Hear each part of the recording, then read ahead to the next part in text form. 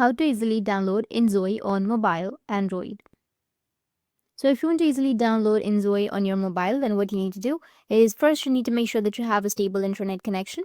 Once you have your internet connection, you need to open up your Google and then go with your search for inZOI. Once you've searched, you need to just scroll down.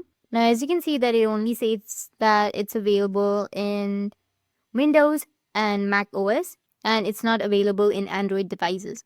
So you won't be able to download inZOI on your Android device, but if you have your Windows or if you have your Mac, then you'll be able to download it. You can just simply go with Steam, and under Steam you'll find the inZOI game. It's a simulation game where players step into the role of creators, shaping the world as they envision and witness the various stories that are untold.